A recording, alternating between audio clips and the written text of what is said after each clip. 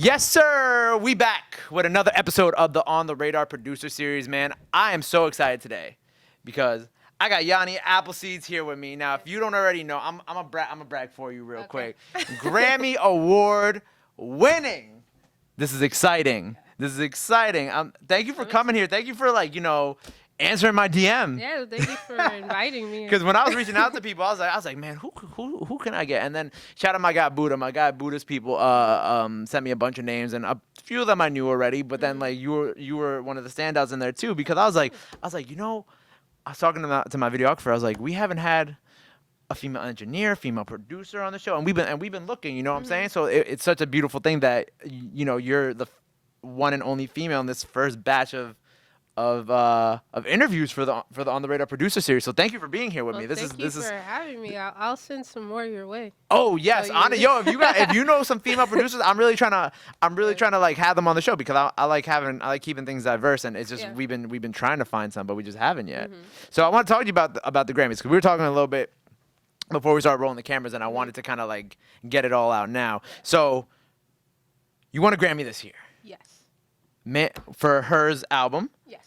How did you find out? Like, I don't. Well, I mean, I'm sure you were watching, but like, what was it like? Going through the whole process of making the album, and then, again, nominated, and then Grammy night, all that.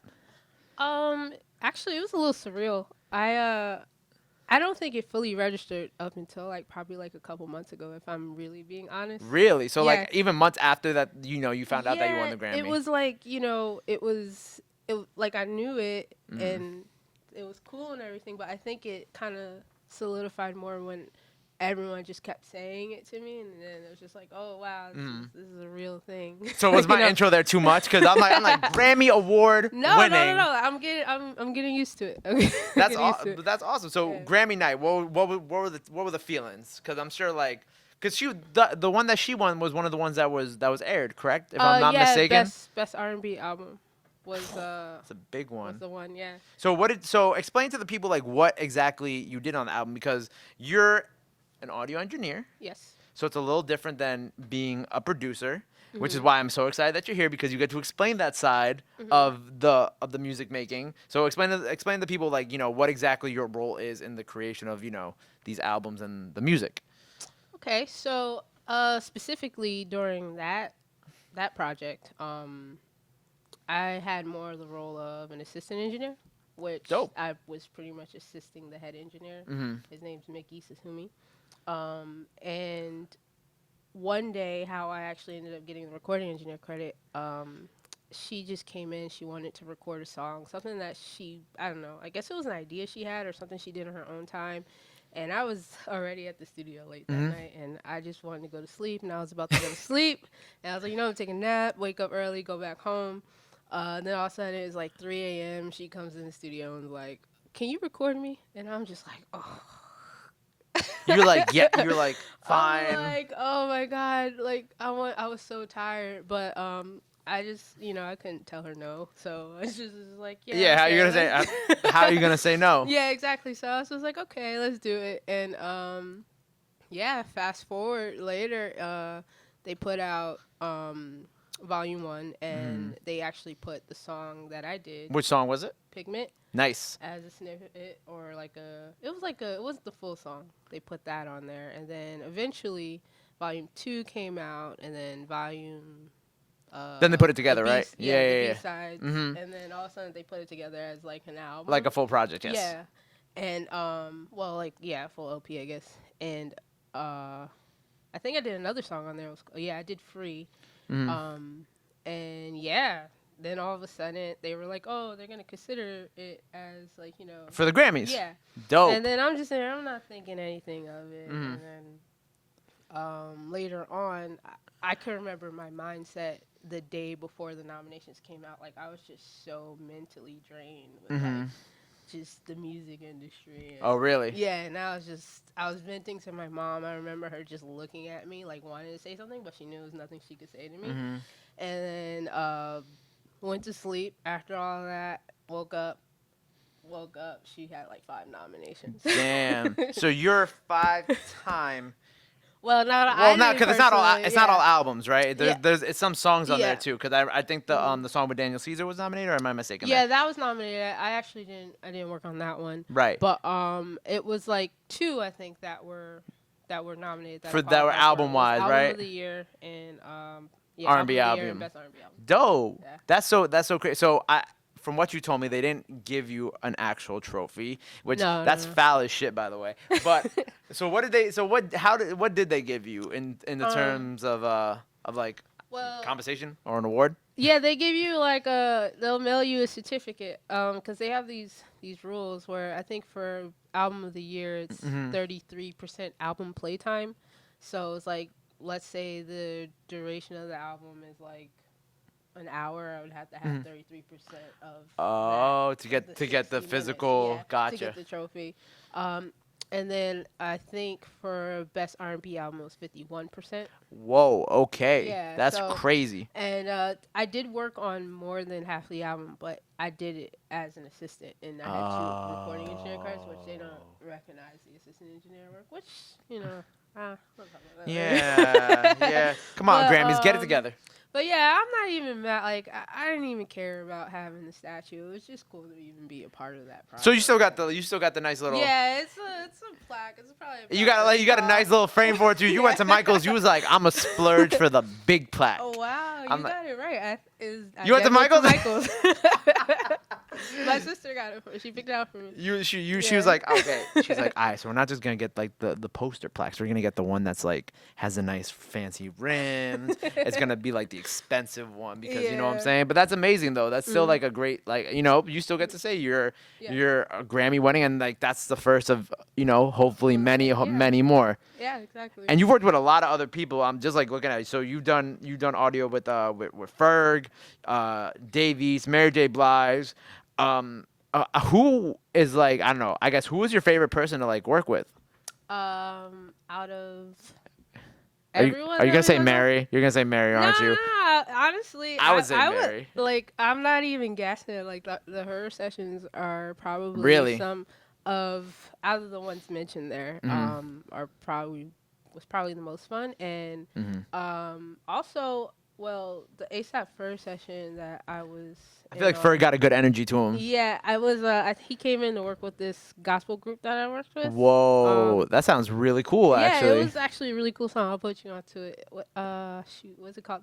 The group was called Lavray. Okay, it's a song that's already been out. Yeah. So I probably heard of it because I listened to all of Ferg's projects. Okay. So he's actually on their project, and the song's called Jericho. Okay, then you have to put me on. Most Yeah. definitely. That's so dope that he did that. What about Mary J? How was that session like? What was That session? I was actually assistant on that session with this guy named Marshall Bryant, okay? and that session was cool. Like, it was cool. It was Mary. It's Yeah, she's totally chill. She's mad chill. I met her a few times. She's really dope. So how did you kind of like figure out that you had a passion for this? Because I know you've been doing this. I know you've been like into music and all this since you were a kid.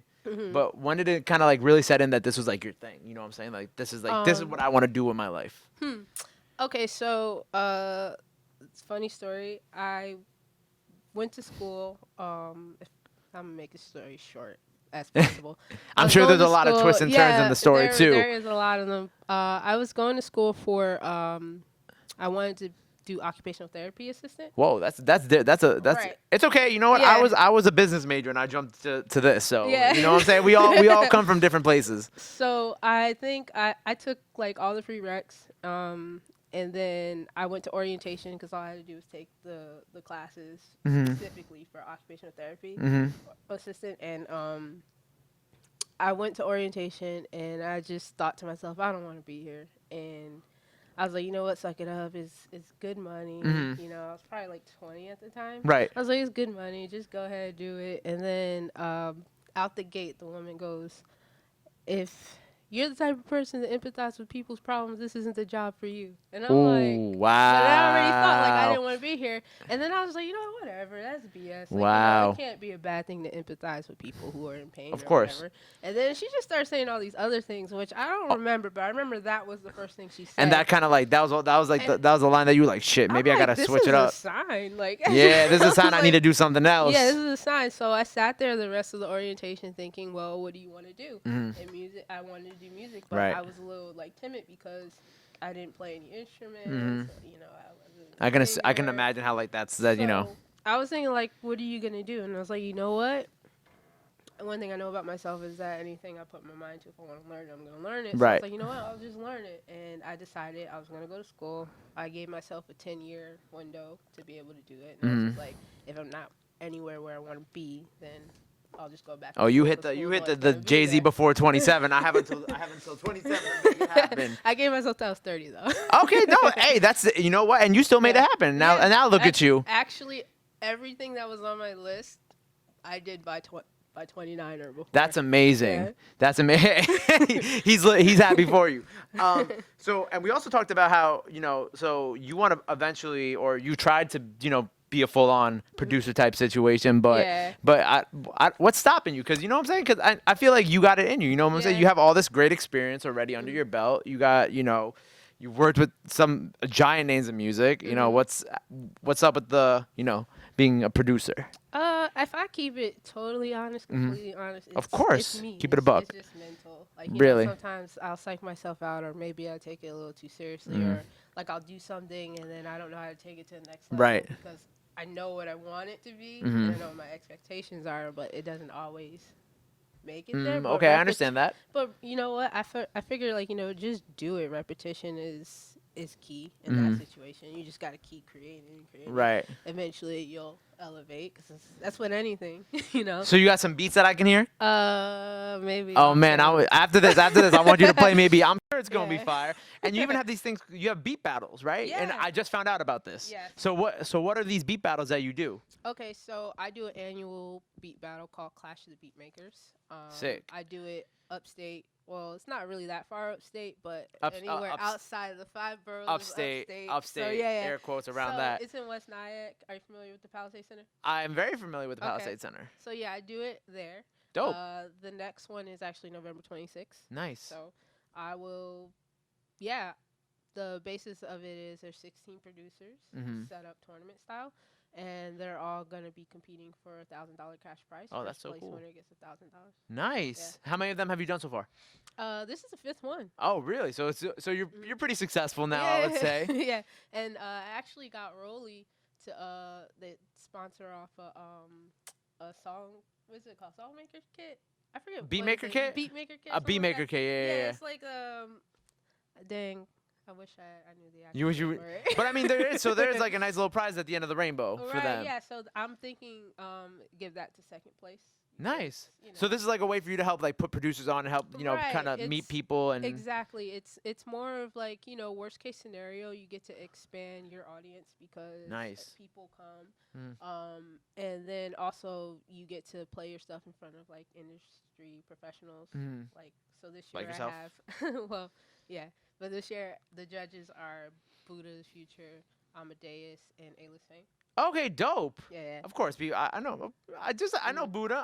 Shout out to them, man. And Yeah. Amadeus. Amadeus is my guy, man. Shout out Yeah. to him for bringing all his trophies here when he came on the producer show. Yo, He pulled them out. I was like, oh, this is what we doing today, huh? I need that type of energy in my life. Well, you come on, you got it. Come on, see, like you having fun. We having fun here. You just bring the Grammy plaque everywhere you go now. You just put it right there. Just You're be like, boom, Get Grammy. up. What now?